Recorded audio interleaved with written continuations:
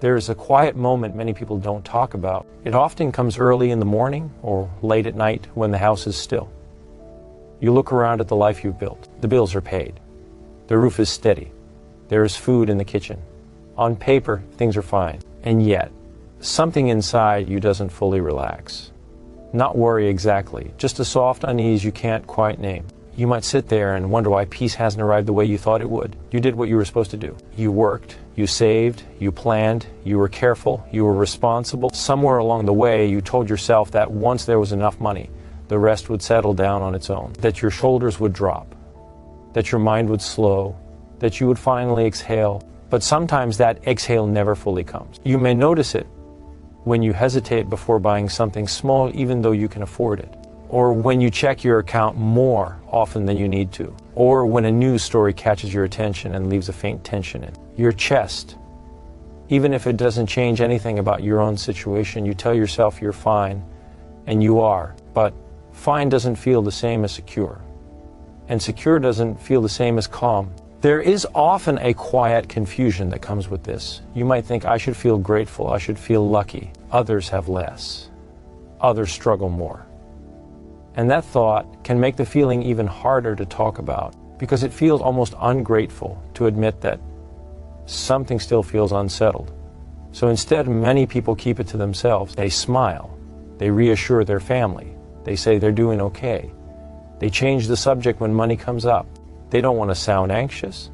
They don't want to sound needy. They don't want to sound like they're complaining after everything they've managed to achieve. Yet inside there can be a steady, low hum of questions. Will this always be enough?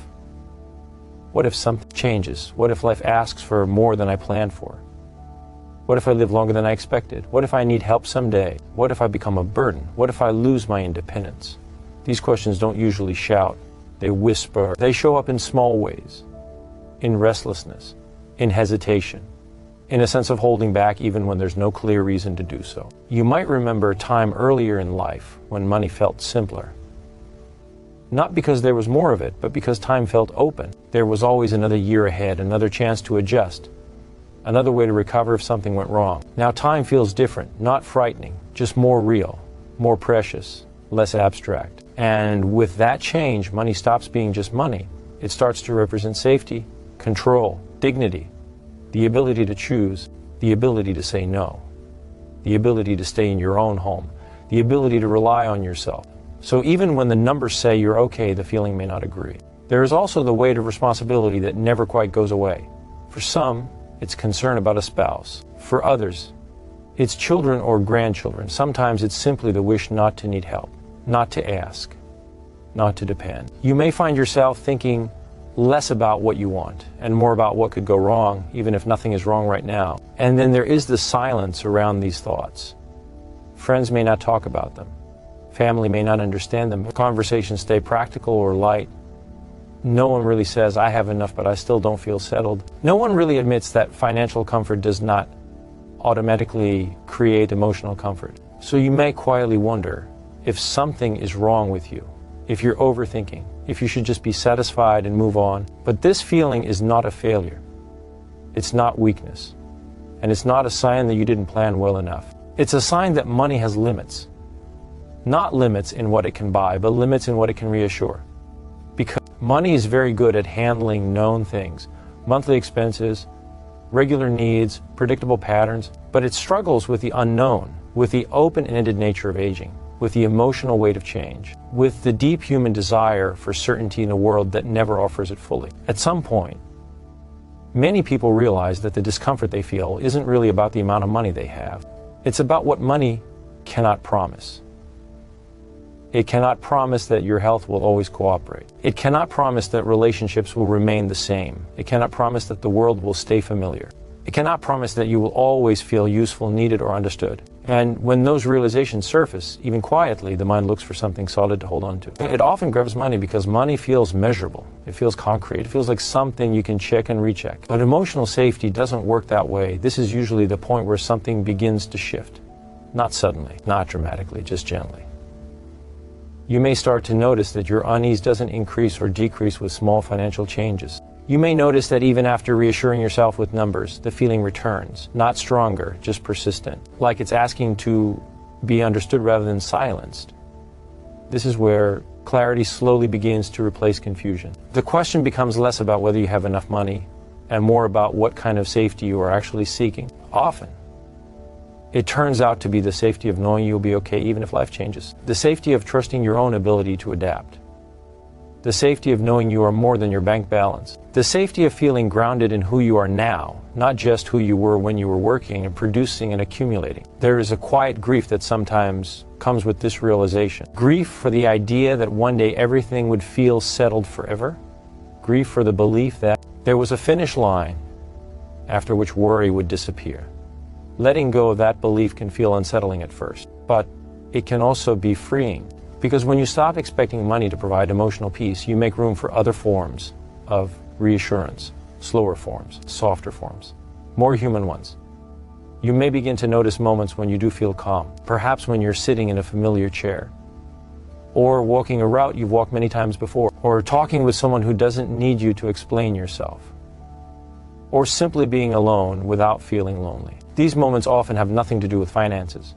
They come from familiarity, from rhythm, from a sense of belonging in your own life. You might also notice that the fear underneath the unease is not about running out of money tomorrow.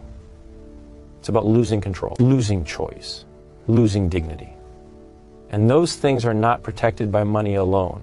They are supported by flexibility, by self-kindness, by the ability to ask for help if needed, by accepting that needing help does not erase your worth. Many people find that peace grows when they shift their focus from protecting again every possible future to strengthening their relationship with the present, not ignoring the future, not pretending it doesn't matter, but no longer trying to outsmart it completely. There is a deep wisdom in recognizing that enough money is just one part of feeling okay. It's an important part, but it's not the final part. Feeling okay also comes from knowing that adjustments are normal, that no plan remains perfect forever, that change does not mean failure. It means life is still moving, and you are still capable of moving with it. You may start allowing yourself to spend a little less energy on constant monitoring, and a little more on noticing what actually supports your sense of ease. That might be routine or connection or purpose in small, quiet ways, or simply permission to rest without guilt. None of this requires dramatic change. It doesn't require bold decisions or reinvention. It's more about softening the belief that you must always be on guard to be safe. As this understanding settles, the feeling of enough but not enough often loses its sharpness. It may still visit from time to time, but it no longer feels like a problem to solve. It feels like a signal, a reminder to check in with yourself, not just your finances. You might find yourself thinking less about whether you have done enough and more about how you want to feel in the time you have, not in grand terms, in ordinary days, in quiet evenings, in the way you carry yourself through the world. There is dignity in this stage of life that doesn't come from numbers. It comes from knowing yourself, from understanding your fears without letting them rule you, from allowing uncertainty to exist without demanding that it disappear completely. You are not behind. You are not foolish. And you are not alone in this feeling, even if it's rarely spoken aloud. Having enough money and still feeling unsettled is not a contradiction. It's a human response to aging, to change, to the deep awareness that life is precious and unpredictable. And over time, many people discover that the peace they were waiting for doesn't arrive all at once. It grows quietly in acceptance, in self-trust, in the realization that you have already navigated many unknowns before and you are still here. Enough, it turns out, is not a number. It's a relationship with uncertainty that feels manageable. It's the ability to sit with life as it is without constantly bracing for impact. And when that understanding takes root, the question softens, the tension eases. And even if the future remains open and undefined, the present begins to feel like a place you can rest.